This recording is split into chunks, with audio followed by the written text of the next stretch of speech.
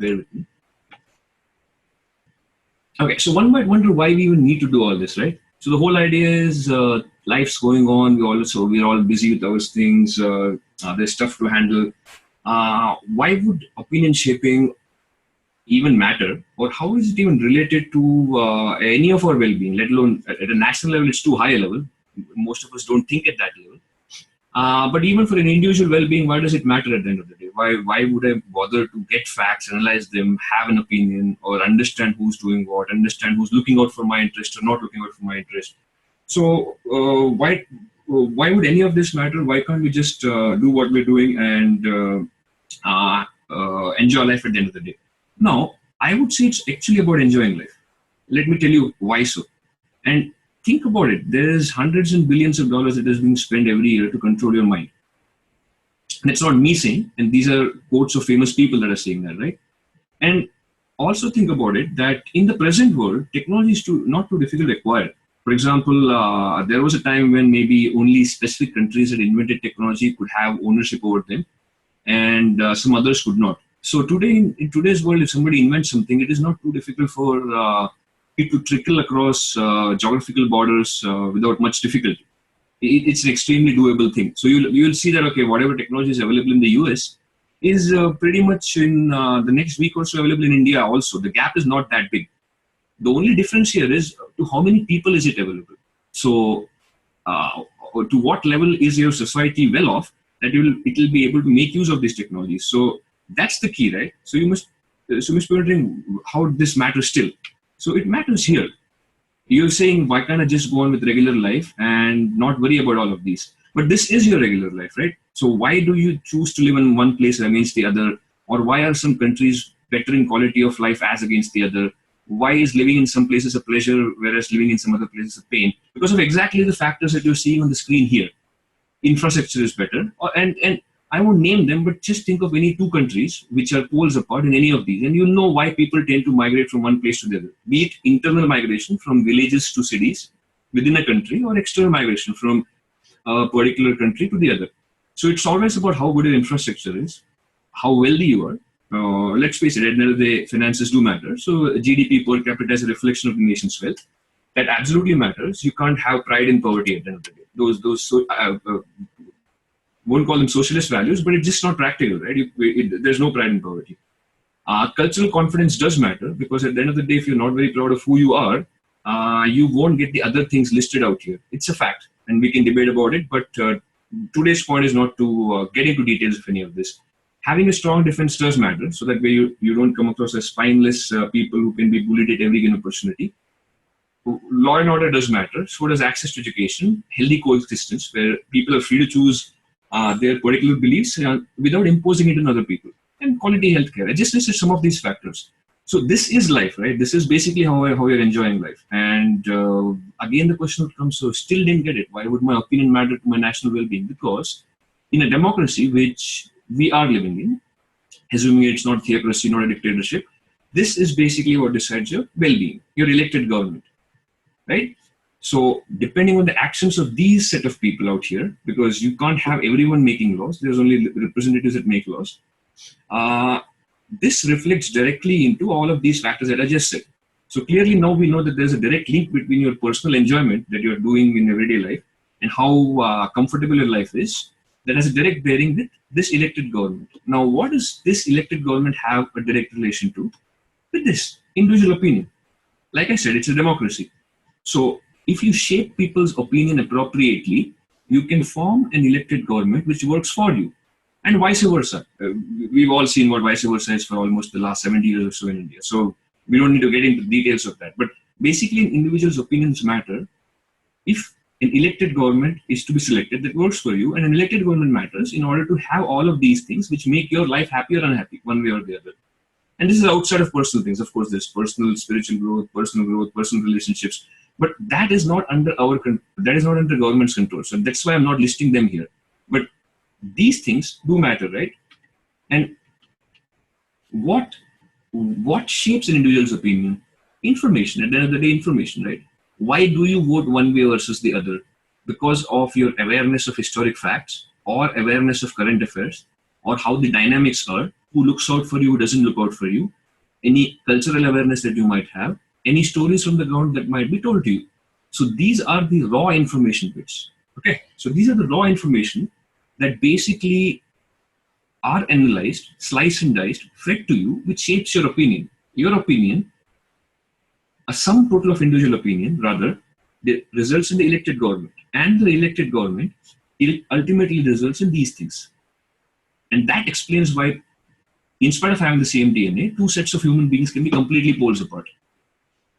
And hence, this part is the key to everything, right? This information. Now let's take a look at who controls this.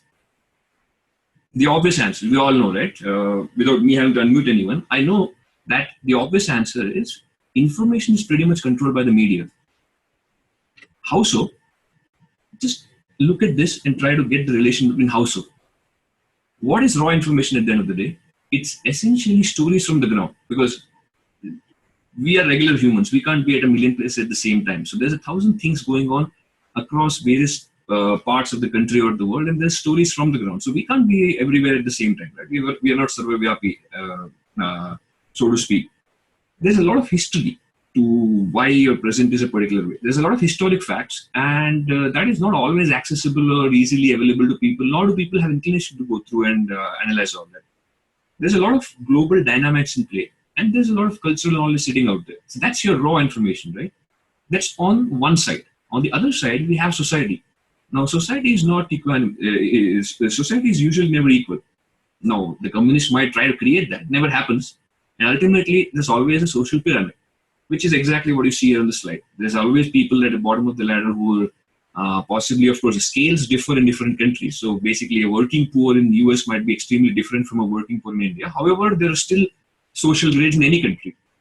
And ultimately, this society is basically too busy with everyday life, just like all of us. Now, a simple example here, there's 44 people on the group, almost all of who, as we all know, clearly support what we're trying to do here, of which 10 of them admittedly had interest that we absolutely want to attend this. And the result, finally, it's 3 people, okay, or 4 people if you count Prakshit, who unfortunately could not make it.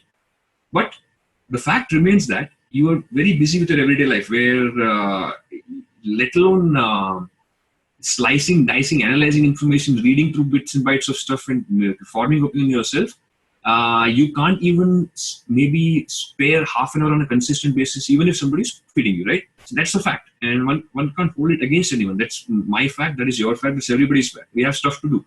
We have to pay our bills, we have to carry on with our lives, and we have other things that are priorities. So we can't make processing raw information our priority. At least not all of us can. Some people are extremely interested, curious can, but not everybody can. So who acts as the gatekeeper here? We have no option but to let media act as the gatekeeper, for obvious reasons of us being handicapped because we're short of time. Now, most people think that media only means newspapers and TV. That's not the case.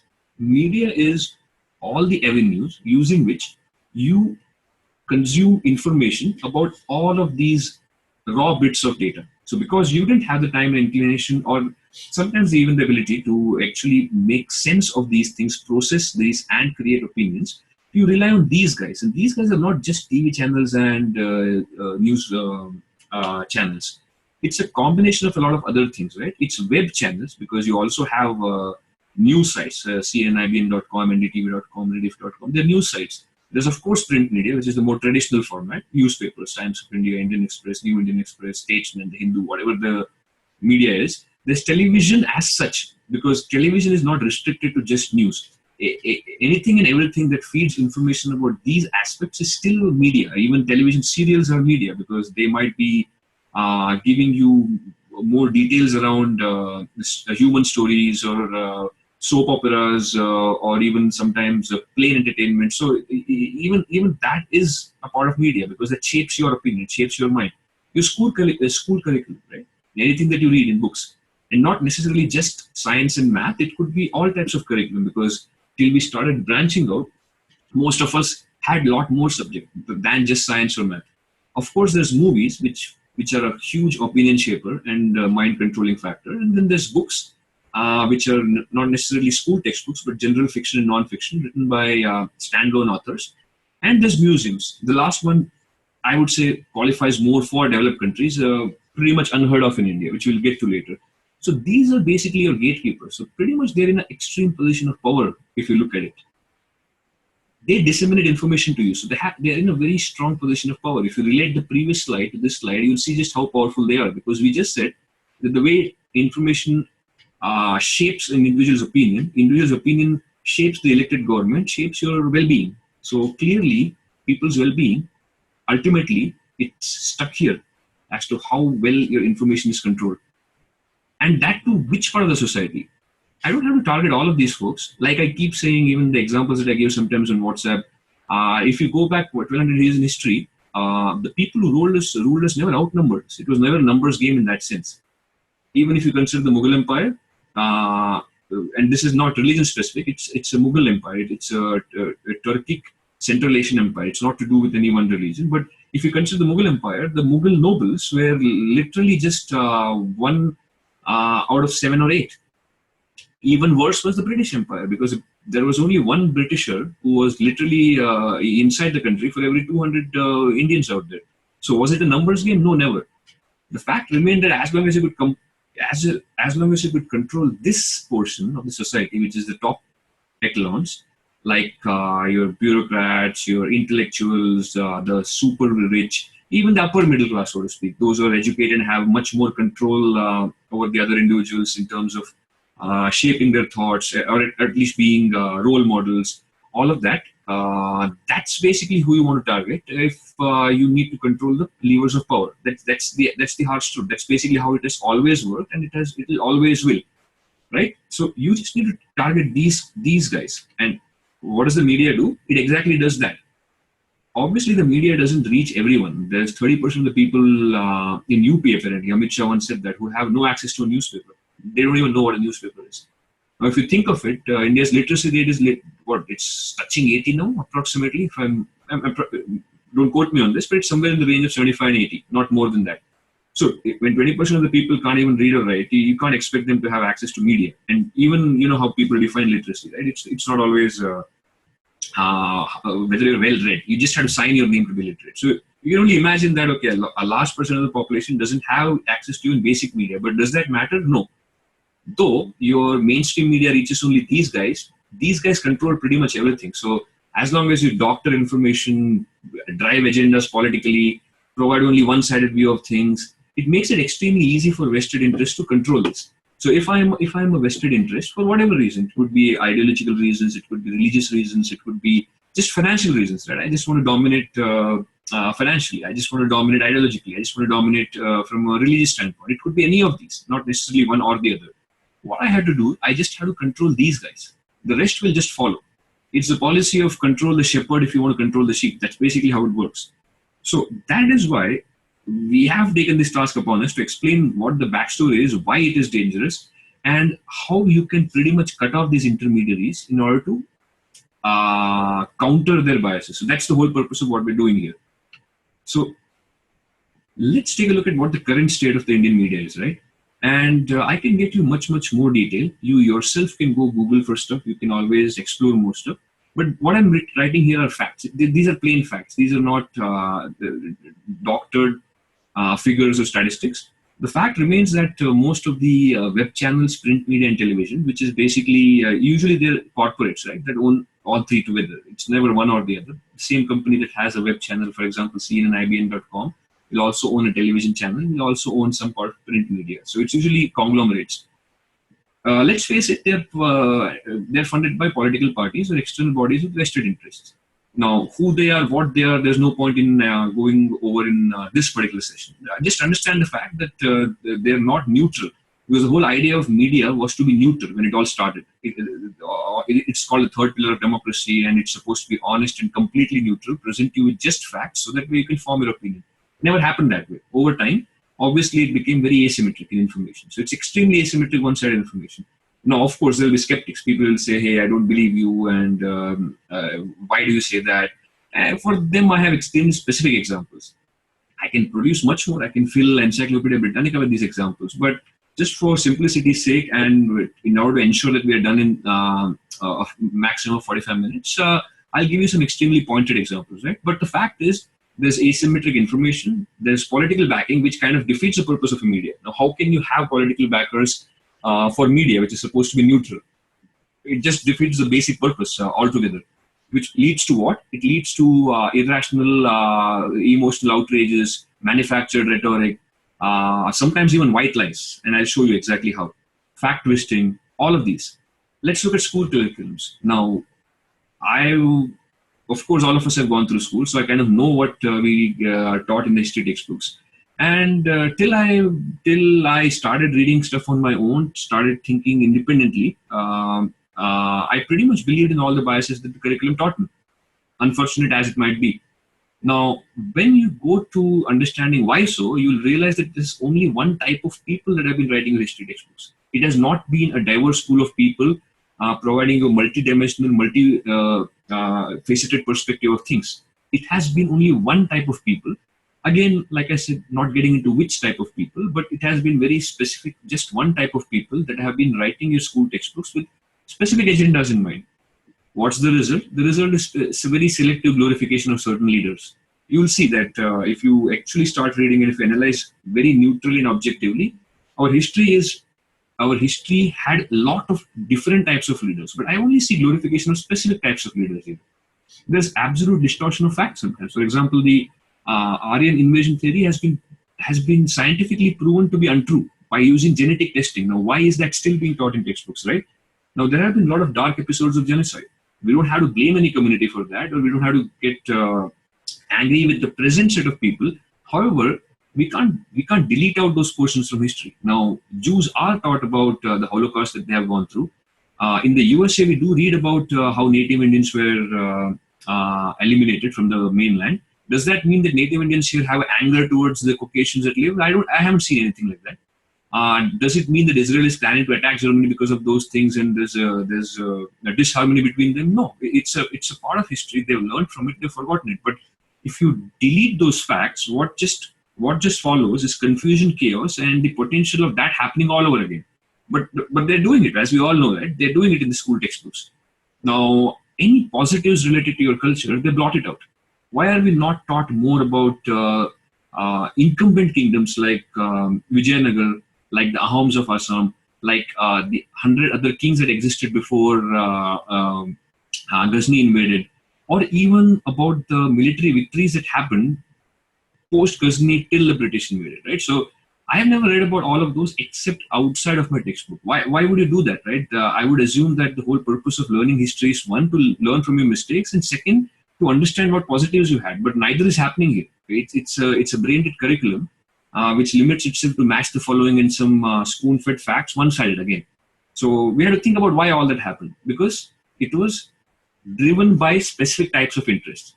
Now again, look at movies. We all know what the main source of funding for the mainstream movies are. Harsh as it might be, the fact is there is underworld funding, and if somebody makes a case that underworld is pro-national, that would be laughable if you ask me. We don't even have a case there. The underworld obviously has an anti-national interest. Why would it be the underworld otherwise? Right? So what's the result of this? Now, some alternative movies are fine. It's not that every movie is funded by the underworld, but notice what kind of movies the underworld funds. The ones that have the potential to reach the masses. Now, if certain art movies or alternative movies or niche audience movies are not funded, does it matter so much? No, because again, that's only a limited audience that goes to theaters and watches and appreciates movies like those. So the ones that are really touching the 300, 400 crore marks with the big name actors, which are actually getting into the theaters, what kind of things do they preach? Again, we all know it's excessive focus on the negatives of one particular type of people, the excessive focus on positives of a different type of people, a false sense of equanimity, which in reality never happens. All of that is happening slowly and surely, right? And then there's books and museums. Now, thankfully, books are not completely affected by this virus. However, it doesn't have too much of a reach either. Now, how many people do you know actively read books and think about them and have a voracious reading habit? I would say handful. I would say the same percentage of people that turned up for this talk is the percentage of people that I know who would actually go and read books. Most people are not designed for that. They just have to get by with regular life. They don't go and read books. Museums, I personally have only seen maybe 2 good museums in India. Maybe there's more, but I can tell you which ones. I've seen the one in Hyderabad, And that's about it. Even the Prince of Wales Museum is not that great. If I compare it with any half-decent museum in the Western world, it doesn't even compare. So museums are non-existent. So they are not a valid way of getting information in India. And I'm pretty positive, even if they were, right, they would have been twisted with the same agenda. Let me give an example. Like one of the people that I like and follow, Francois Gauthier, is trying to build a museum of Indian history and history as it happened instead of trying to create or manufacture history. And at least he says he's facing such an unimaginable amount of problems just to have like a very basic. And we're not talking about the Met kind of museum here, right? That's a different league altogether. I've seen the photographs. It's like a basic structure just outside of Pune. And it's such an honest attempt from him to showcase our history in the way it happened. But even that is a problem. So you can only imagine that the real museums, we're at least a century away from all that. So we can't even expect that. Now, how does social media counter all this, right? So now we saw basically why information is important, how it shapes public opinion, and why one can mess with you if they can effectively control media. So what do we do to counter that? It's easy. So notice this, right? Let's keep everything else exactly the same. There's a busy society that doesn't have time to analyze, slice, and dice data. There's upper class and upper middle, which has to be controlled in order to control the rest of the society. And there's raw information which was sitting exactly as it was sitting. What do I change? I just change these folks in the center to what suits us better or our interest better. And that is basically what we have to propagate and convince other people to do so.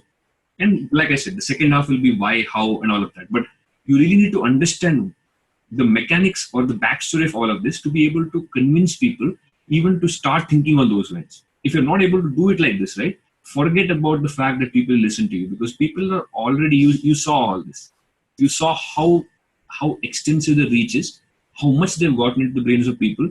So do you think a population that has been brainwashed right from childhood would just listen to you like a messiah because you had a few pretty looking slides or a few points to say? Not really. So you really need to have an extremely logical case for yourself. A simple example here is, and here I'll be taking names, showing my bias, but that's okay because all of us have our opinions and we are entitled to it. It will take Narendra Modi to be at least 100 times better than Rahul Gandhi to be on equal footing. That's basically how it is. So for you guys to make a case for yourself, you have to be 100 times better than the regular Adarsh liberal in order to make your case. And you won't be able to do that unless you can present it like this, which is why I'm trying to create that in more people, right? So you need all this backstory. Now, what do? We just replace the mainstream media with this social media thing here. Why social media? What benefit does it give me? Because now I'm eliminating the vested interest, right? I'm completely eliminating people from the equation. All this is technology. This has nothing to do with people. Twitter itself cannot be biased. Facebook itself cannot be biased. People using that can be biased. However, then it's completely an equal footing, right? It's no longer one side having a disproportionate high power in terms of controlling information than the other. Now both parties have access to the same tools, have access to the same features and same raw information underlying, and it's completely a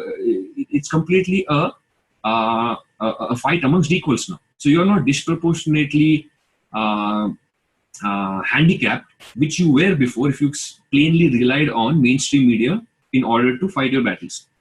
Because all these are technology platforms. They are unfiltered, which means it comes from the horse's mouth, at least so far. I know some people do ask me that even these can eventually be controlled by vested interests. What about then? But that time has not come yet, right? Let's worry about that when we get there. Why worry about that now? Now, at least, let's try to focus on how to use it. Then we'll see how to avoid vested interests taking over even social media. But at least as of today, how it stands, it's unfiltered. It gives you multiple perspectives. For example, if I go and look for somebody who has a right-wing opinion, I get that. If somebody has a left-wing opinion, I get that. If somebody has a neutral opinion, I get that. As against media, which only spoon-feeds me what they want to feed me. It is different individuals, and it is difficult for vested interests to control. And last but not least, the beautiful part is this also targets the same top 5% which eventually controls the society. Ultimately, you can't expect the working poor or daily subsistence workers to be using WhatsApp or Twitter, at least not now. So again, it's still targeting the same set of people that the mainstream media was targeting. So now it's completely a battle of equals. As long as you guys who are in this top 5%. As long as you guys kind of become evangelists for these folks out here, you are equipped with the right necessary tools to fight the battle against mainstream media. So that's where it all starts. Now, before I move to explaining how Twitter works, how to use Twitter in order to achieve what we're trying to achieve here, would any of you guys want to make a comment, or not so much a question because we're just having a conversation here, but even a question is fine. I'll try to answer to the best of my ability. Or we have other folks here. We have other folks who can maybe try to give it a start. It's more of a conversation. So would any of you guys have anything to say? I won't open the chat window because I don't want the names to show up. So if anybody wants to just unmute yourself and speak up, please feel more than free. Else I can just start with how Twitter works, and we'll get to the technical aspects of it as to how Twitter works. Okay, so I gather everybody was pretty comfortable with what they've heard so far. So what is this thing Twitter, right? And how is it different? And what I'll do is in a minute, I'll be actually opening a Twitter account and showing a dummy Twitter account, of course, and I'll be showing you how some of these things actually work. So let me get off the slideshow mode, and then I'll resume once we go over basically what is Twitter, how it works, why you should really be on it, and not just be on it, you should be convincing others to be on it, more importantly, because that's the whole purpose of this meeting. This is not information dissemination, right? This is more of preaching to the choir. I kind of know that you guys are already aligned with this, so I just want you guys to have enough information and be equipped to propagate this further. So let us see how Twitter even works, right? Now, before I get there, now what's the difference? And these are questions that have plagued me too. I'm personally a technophile, as a technophobe. I'm sure those of you who know me will understand that fact. I'm not a tech-savvy person. I do not jump to every new technology. I have a lot of problems getting adapted to new technologies, which is a bad thing, but it is just what it is, right? That's how I am, so I can't help it. However, these were the exact same questions which kind of plagued me when I got started. So things like we already have Facebook and WhatsApp. What is this new Twitter thing? Why do I need this? So I already have YouTube. Okay, I understood that those are, again, all of them are pretty user friendly, but I already have them. So though Twitter just being user friendly is not enough of a business case for me to jump onto it. What more? Now the beauty here is it's inclusion versus exclusion, right? And it took me a while to realize this. Now, because I'm trying to explain this to you in so many words, you guys might have a shorter learning curve, but it took me a while to understand this. Why Twitter? Now, inclusion versus exclusion. Let's try and understand what that means. It means that in Facebook or WhatsApp or even email, I would consider email also as social media because it gives you a chance to interact with others and exchange information, which otherwise would not have been possible. You would only have been listening to TV or newspaper and considering whatever information is available in TV and newspaper as undebatable fact. Your opinions and debates would happen based on what you consider fact. But now we know that's not the truth. They don't even present you facts. So that's why email is also a valid social media. But in any of these, right, in Facebook or WhatsApp or email, essentially you are limited to people you know. It's by means of inclusion. So you have to add people as friends on your Facebook page. You have to add people on WhatsApp as part of your group. You have to physically type in the emails of people if you want to reach a particular audience. It is not open to the whole wide world out there. Just because you are on Facebook or because you're on WhatsApp, the whole wide world cannot go and listen to you. It's a closed network. It's more of inclusion of closed people, of closed groups of like-minded friends. And it's more, as the name suggests, it's more for social media. The concept is not so much for ideological war of words, but it's more for what am I doing, where am I going next, my photographs of my kids, or what a good time I'm having with my friends or with my wife. So it's more about that. Now, of course, it's a technology platform and you can use it in any way that pleases you. However, the fundamental purpose has kind of been aligned that way, and most of the features are more aligned for that to happen. Additionally, you do not have much of a reach because you don't want the whole wide world to be on your Facebook page because of reasons of privacy, because you put your photographs out there, you put some other details of you out there. Not the case with Twitter, right? Twitter was not exactly designed to uh, be just among friends. It's a method of exclusion where once you start tweeting, or if you have a Twitter account, pretty much anybody can follow you. Like, I don't have to be personally friends with let's take an example. So Shashi Tharoor, for example. I don't have to be friends with Shashi Tharoor for me to go onto his Twitter account and see what's going on there. I don't have to be friends with Barkha Dutt to to start following her on Twitter and see what she has to say. I don't have to be friends with whoever. Let's take a different name. Maybe Arvind Kejriwal, that matter. Not that I want to be his friend, but even if I wanted to be his friend, I don't think I'll be able to be a friend on his Facebook. So here it gives me the ability to see in real time how some of the people who are shaping opinions, public personalities, those who matter, are thinking, what they're saying, and it gives me a digital trail of all of that.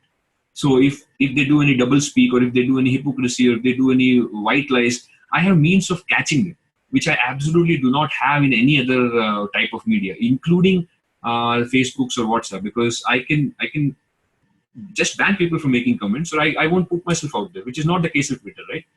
So that ability is there. So that's where the difference in Twitter, because now what happens is, it's a medium which people are not predominantly using to display their social life or their successes. Now for that, they already have Facebook. Twitter, they're predominantly using to broadcast their thoughts. Hence, people are a little more free about what they write there in terms of thoughts only. Now, not that they can't post pictures of themselves, but it's not aligned that way. And not only that, you can go and follow them, which means you can follow different types of people and get your information from multiple places. So your Twitter homepage becomes your newspaper. You can stop completely depending on your newspapers or your websites and consider them as the ultimate truth. Your Twitter homepage becomes your newspaper. In a minute, I'll show you all of this. So just bear with me for 2 minutes. So basically, what are the fundamental features of Twitter? It's essentially create an account, and it's extremely simple.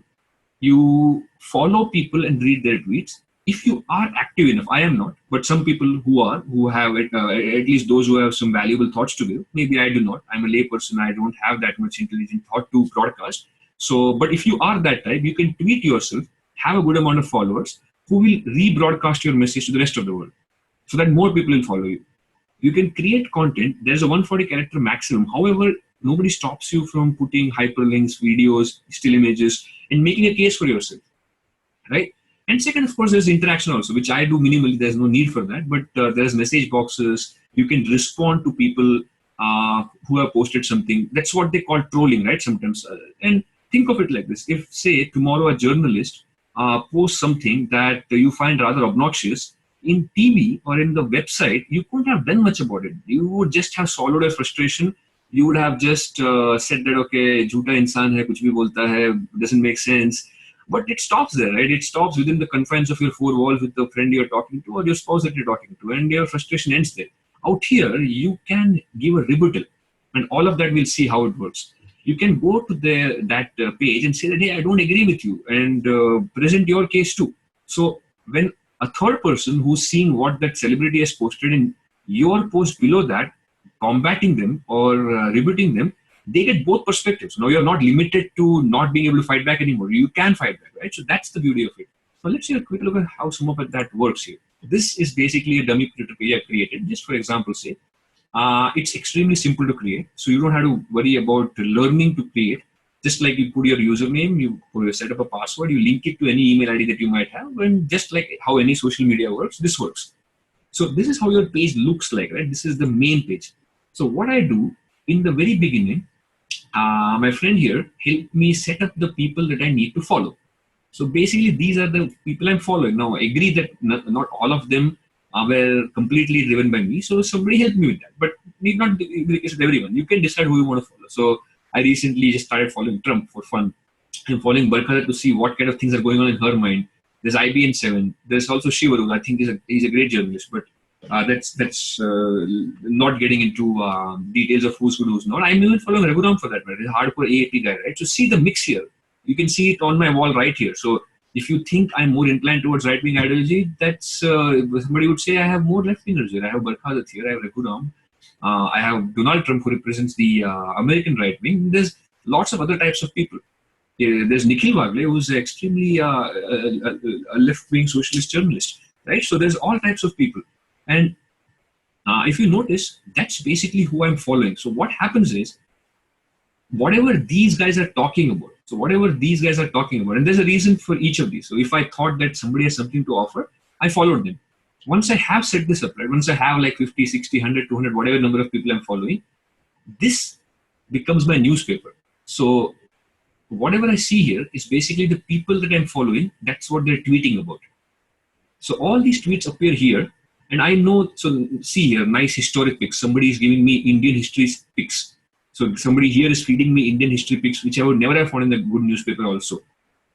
There's some random food stuff, that okay, what kind of food is trending or whatever. There's news stuff, okay. Then there's some joke here, exclusive picture of a secular Indian journalist couple. Why chameleons? Because they change color all the time. Haha. So that's the joke here, right? So there'll be jokes, there'll be taunts, there'll be actual information, there'll be good history-based pictures, there'll be travel information, there'll be fights and counter-fights happening between the people I follow and how people are fighting back with other facts. So all this will appear right on my wall. I don't have to do much. If I have the application on my cell phone, I can see all of this with my cell phone also, which is what I have actually. I have it on my cell phone. So you guys keep asking me, right, where do I get all the information from? Akshay to bada gyani hai. Now you know I am not the gyani here. Twitter is the gyani here. I am just cut pasting this and putting on your WhatsApp.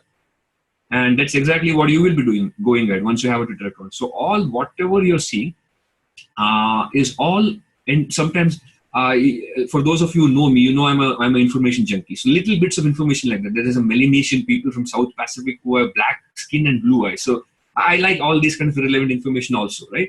So because I follow people a particular way, all this is directly spoon-fed to me on my wall. Now I have no dependency on NDTV, IBN. I have no dependency on Times of India or anti-national papers like Indian Express. I have no dependency on them. I get my own facts. I can see both sides of the coin. I do my own thinking. I figure out what is right and what is wrong. And if somebody is propagating white lies, I'm in a good position to catch them and counter them. Okay, so that's basically how your wall looks like. Next, what next, right? So this is by far the most important features. For most passive users like me, this is basically it. I don't tweet and stuff. I just retweet. So whatever I like, I retweet. So that's one other thing, right? So if you think you like any of this, just like you do a thumbs up in Facebook, you do a retweet. So I'll just click this. So I'll just do a retweet. Not because I really like this, but just to show you guys what this was. Favorite is basically for your own self. So favorite doesn't rebroadcast it to the world. It's mostly for you to go back and see what kind of things you would like. Whereas retweet means that you're also rebroadcasting it to people that follow you. Now, I happen to have 113 followers. God alone knows how that happened because I'm not active or anything. This is a dummy profile. This is just to check the news and retweet whenever I want to feel like having fun. But in spite of that, I ended up having some random 113 people come and follow me. So what happens if I retweet this, right? All these 113 people will be able to see. So if for whatever reason, if this guy was not on their list of people that they're following, they'll still be able to now see. So information gets spread like this.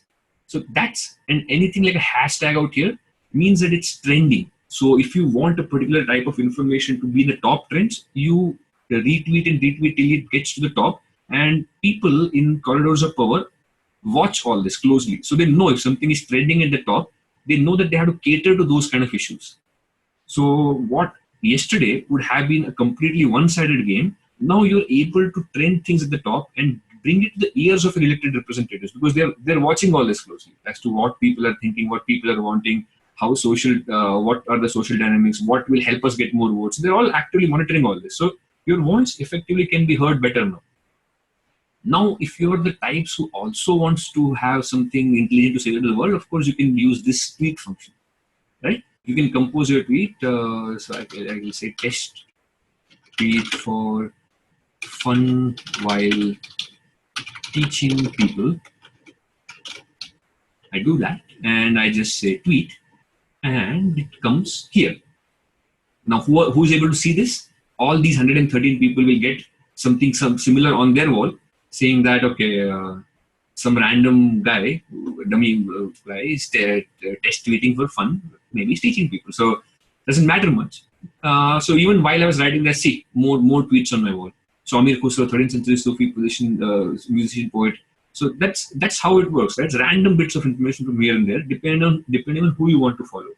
So that's the fundamentals of Twitter, and that's how I would say it scales up better than Facebook or WhatsApp in terms of information gathering. Now, does it help me if I want to maybe show people how a good vacation that I had in Hawaii, or how cute my kid is, or maybe what breakfast I'm having today? Maybe not.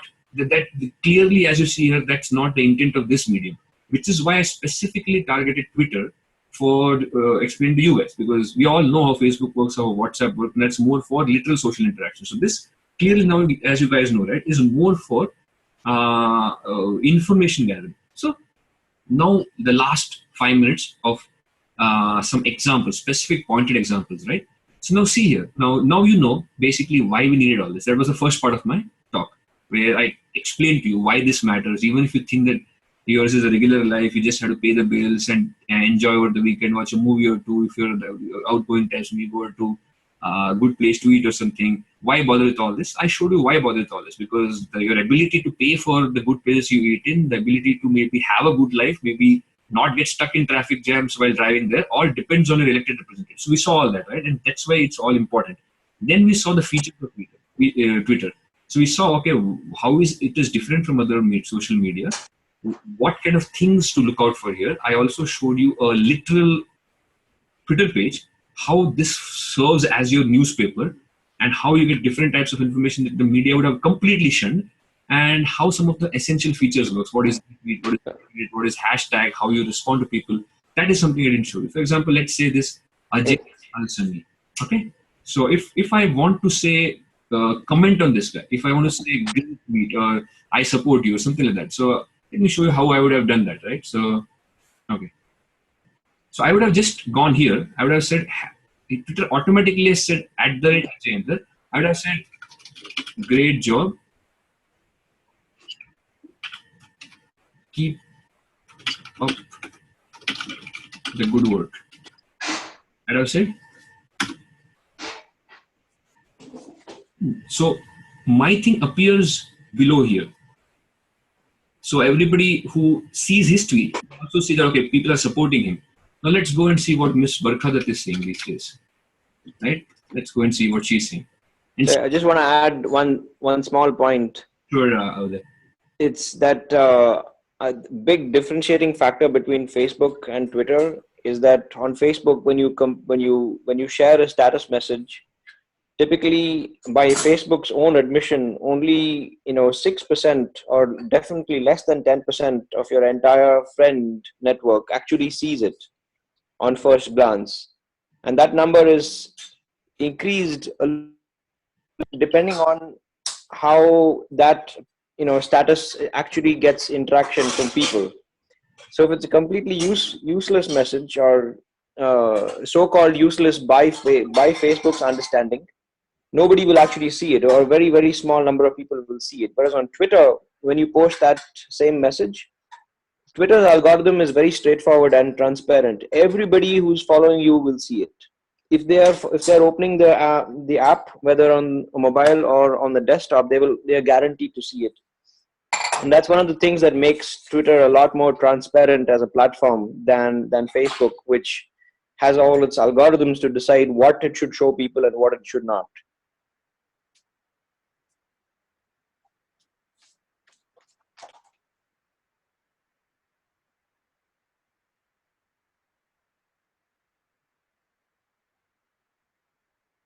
Hey, I'm done.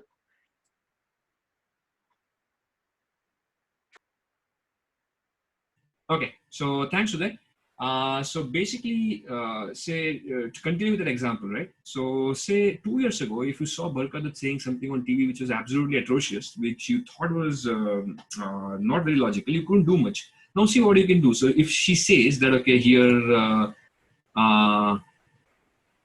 let me show you. So, okay. Okay, so I click on the details here. So she said that, okay, we on NDTV, 22 years on, maximum city, minimum justice. This is kind of against the death penalty.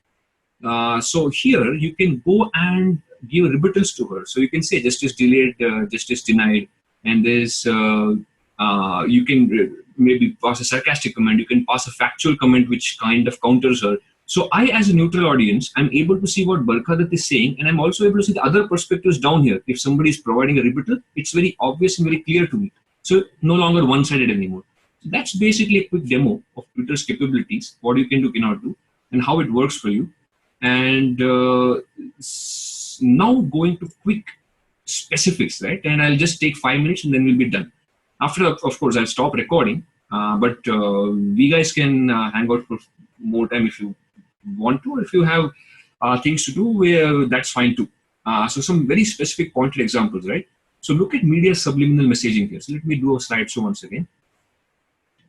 So look at media subliminal messaging here. So if you see, anytime maybe Mr. Rahul Gandhi makes a speech, there's always some good positive adjectives. Okay, Rahul Gandhi, hot speech, or hearing prayer call from mosque, rejuvenated Rahul Gandhi, gives new hope for Congress. So you'll notice that always adjectives like youth icon, rejuvenated, wins hearts, floors audience, that's the kind of adjectives that mostly people will be using. Of course, what we use is something different for him, but that's basically, if you notice media, how it will be using. The same thing, say tomorrow if a different leader, we all know who, how they will describe him, what kind of adjectives they'll use. It will be a hardliner, polarizing, controversial leader, or vacuous or something like that. It will never be a positive image, right? So over time, what it does, it over time skews the mind one way or the other. That's the mind game being played here. Let's take one more example of subliminal messaging, right? So any spiritual leader that is even illogically framed sometimes, and sometimes maybe correctly framed. However, look at the coverage that you get when they're framed. This statistics that tells it all. Like 356 hours of coverage when Jayendra Saraswati was defamed, 3 minutes of coverage when he was acquitted. So it's called lie big and retract small. And you completely hide any crimes of other types of religious leaders, and you only focus on one type of them. So notice what kind of words they use if they're talking about Hindu spiritual leaders. It's always self-styled, controversial godman, things like those, right? But if it's Zakir Naik or a John Dayal, they'll address them as Islamic scholar or Christian scholar. So again, very, very skewed information. What does this do to your psychology? Over time, it kind of creates a self-hate. You feel very comfortable mocking your own spiritual leaders, but you will feel very hesitant if you are to raise your voice against legitimate problems of other communities, which is not good. I would say either or. You either are open about both, or you're completely hiding both. A skewed opinion is never good, regardless of who you're trying to bias against here, right? The way in which Twitter exposes this, and see how beautifully Twitter exposed this. Now, human brain can only process one bit of information at a time. So today, if I hear Sagarika Ghosh maybe praising Rahul Gandhi, and after 20 days, if I hear her maybe deriding Modi for a good speech that he had given, I won't be able to register her bias as such. Okay, subconsciously, yes, but not very directly, logically like this. Now, see what Twitter did for me. Here, clearly, we all know the better orator here, and we all know who the better administrator is here. There's no doubt. Even the biggest skeptic will never have a doubt on who the better orator is here. But look at how they describe, and these are senior journalists. There's Barkhadat, there's Sagarika Ghosh, there's Pallavi Ghosh. Look how they're beautifully describing Rahul Gandhi's speech. Rahul's best speech so far, systems change, inclusion, voice. Then found Rahul Gandhi's emotional candor the most moving aspect. And see, for a wonderful speech, how they're describing Modi's speech. Modi's speech, very political. Wonder whether this is the right forum for this. At SRCC, we heard Modi speak about cotton salt, blah, blah, blah. But his big ideas, challenges facing India, question mark. So Modi's SRCC sounds the bugle for national innings. Question is, why is BJP coy? So it's always questioning, deriding, or playing it down. So notice the bias that is extremely obvious here. Would you be able to do it on mainstream media? No, not many of us would have been able to do this. We wouldn't have been able to present our case easily like this if we did not have something like Twitter. More examples, right? Selective communal rhetoric and lies. Sometimes white lies, sometimes twisting of fact. There was 2 incidents, right? One is where a techie from Infosys was found murdered in Pune. Again, both of them in Pune, and see how the difference is. Just 4 days apart from one another. Then there's another incident, this happened around a year ago, where there was again a techie beaten to death in Pune. In one case, it is Infosys techie from Bathinda found murdered in Pune. Neutral, toned down. In the other case, Muslim techie beaten to death by Hindu outfit.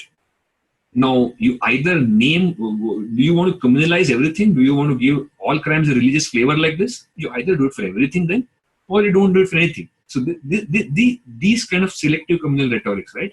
Other example, Now, without any proof, without any logic, without any rationale, Ghar Wapsi behind nuns rape. This was a nuns rape that had happened in West Bengal, and there was a huge rhetoric that ran for weeks in the Indian media about how minorities are under threat, how Christians are being attacked, and every little incident, whichever involved a church in a country of 1.2 billion people, was put in the headlines, and even very significant people like Giulio Roberio and Sushil Kumar were roped in.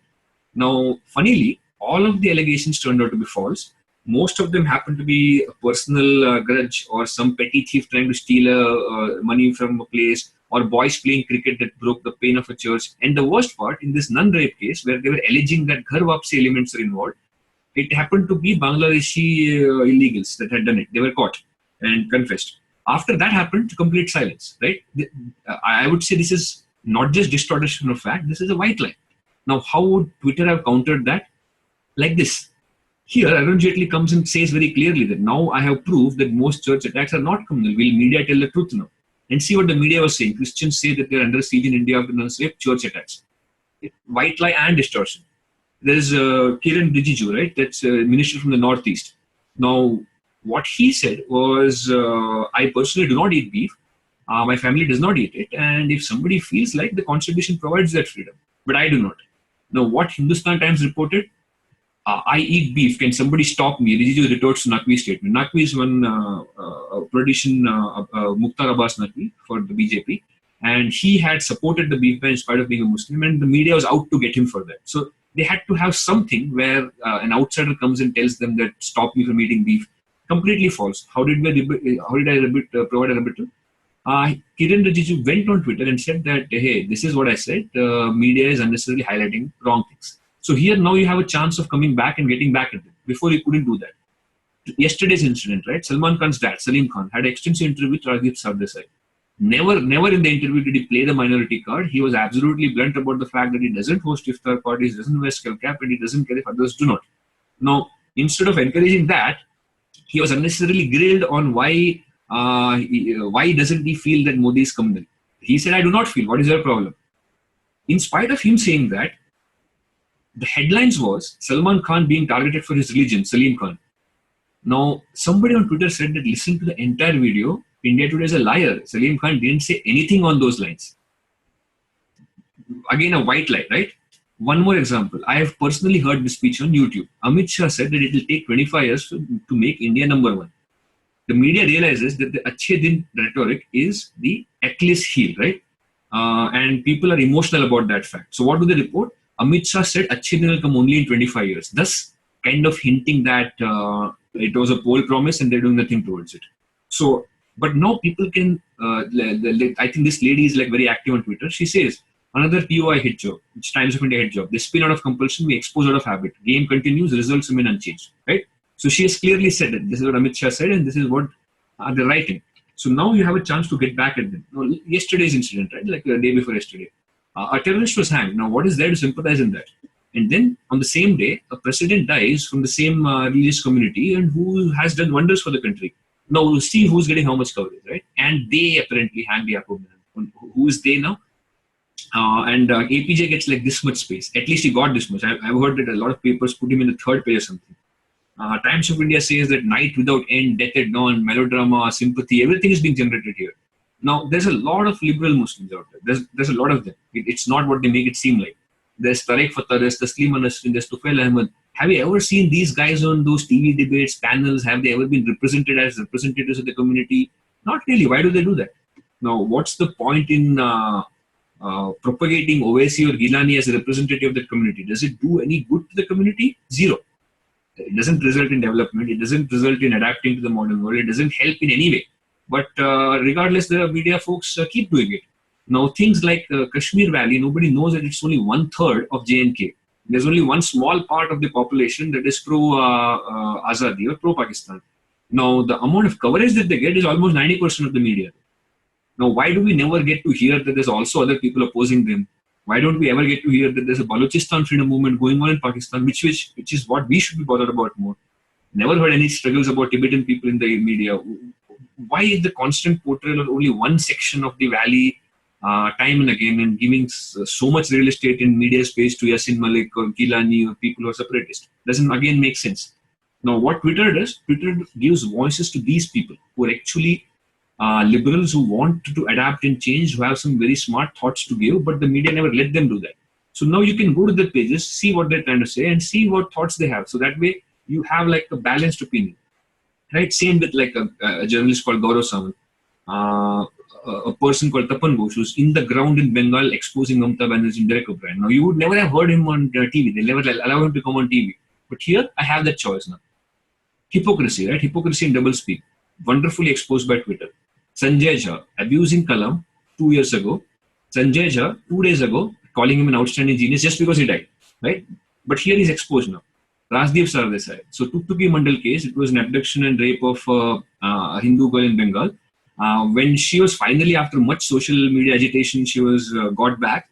Rajdeep Sardesai, instead of questioning the aggressors, questions the victim. They said, looks like she was beaten by her father. Now, I'll get to that case some other time. It is blatant lie. But the same Rajdeep Sardesai, in the same Bengal, when the nun rape happened, says, "Oh, Mother Superior wants rapists to be forgiven. Can we first arrest and convict them, please?" Now, doublespeak, hypocrisy. Arvind Kejriwal, right? A couple of years ago, Sheila Dixit response after each rape. What can I do? Delhi police is not in my control. Do we want such a helpless CM? Now, what does he do today? There was a girl, similar case. She was stabbed to death for resisting molestation. He says, this is shocking. Delhi police directly under PM. PM should spare a few hours every week to assess capital's law and order. Now, what happened to a helpless PM, right? So this doublespeak would never have been exposed if not for Twitter. Same example here. Won't get into this detail, but there's this guy Raghuram who keeps abusing all the time on MTV Roadies. But suddenly, because somebody said something to his friend Shruti Seth, he suddenly turns all nice and says, "Hey, please stop the abuse, and this abuse will be counterproductive and all that." But look at the kind of language he uses otherwise, right? So again, doublespeak here. Finally, I'll end by saying that a lot of people get very uncomfortable when they listen to all this because that's not what they've been conditioned since childhood. So they instantly ask you, "Oh, this is all about religion and ideology. Or so is this all about?" Just show them this picture. Just show them this picture. Ask them, what do you think? I won't call out religions here. I'll just call out the names here. There's Zakir Naik, there's Zakir Hussain. There's Tarun Tejpal, there's Vikram Batra. There's Bindran Wale, there's Milkha Singh. There's John Dayal, there's Leander Pace. Now you decide who is what religion here and who you support and who you don't support. If you think that all this is only about religion or ideology, just go and think about this photograph. We won't call out the religions. Everybody knows what we're talking about. So convince them that, okay, this is basically what the idea is. It's only about supporting people that work in your interest and who like you and opposing people that work against your interest. Twitter is nothing but a technology platform. You can do whatever you want with it, but it basically makes you ideology free and gives you a level playing ground. Now, final thing, is that all Twitter does? Is it only about an intense ideological war of words for serious people who only have these kind of things to discuss about? Not at all. You can do whatever you please. In fact, I've given some examples here. Extremely silly kind of humor. There's a Garib Aadmi Ki Atma who puts funny tweets out there. I like it. I have it. I personally, I'm heavily into program project management, delivery management. So I have a professional group also, project management group. I love to travel. So there's Travel and Leisure, which is again a group which gives you travel tips on and off. There's knowledge sharing. You might know I'm a history buff. So India's Golden Age. So now this guy had a wonderful tweet, 1,000 Mughals and 1,000 tweets. So little tidbits of information out there. Corporations, right? I can choose to follow whatever corporation I want to, just to see if there's an openings out there, what their thoughts are, what their trends are. And for those, though it's not personally my choice, at least not Kim Kardashian, but for those who are into reality TV shows, entertainment, celebrity gossip, even that is available. Now this woman has 34 million followers, right? So even she can effectively make use of Twitter for her PR. So it is not only about right wingers, left wingers, Indian politics, serious stuff. It's a platform that can be used for many things. It all depends on your creativity and how much use you want to make out of it. So that's basically what I wanted to share with you guys. Next steps for you, I would highly recommend create a Twitter account right away. I'll tell you offline who to follow. Basically, you just follow me first and see whoever I'm following, add them to begin with. That'll get you going. After that, just try playing around with the features, see how it's useful to you. If you ask me, it takes a month or so to actually realize what its value is and actually start making use of that. Again, depends on how much time and inclination you have. But it takes anywhere from 2 weeks to a month to understand the the whole value proposition here. Though I have explained to you whatever I could, but still, there's nothing in this world that doesn't come with a small learning curve. But you have to go through it. There's no other option. And if at all you're the types who has a lot of things to say, you can also tweet yourself. I do not, but you guys can. So that's basically it, guys. So that's basically what I wanted to share. And with that, I'll just stop recording. And we can either continue with our day today, or if you guys have something to say or discuss, we can also do that. But thank you all for coming. I'll be putting this up on YouTube as well, and we'll be having more of this. So we'll be having a lot more of this, depending on people's participation, interest levels, or even if people do not turn up, if I have the time, I'll just continue with this because there's YouTube in any case. So thanks once again, and I hope this was not only useful but also fun for you guys and informative, most importantly. Thank you.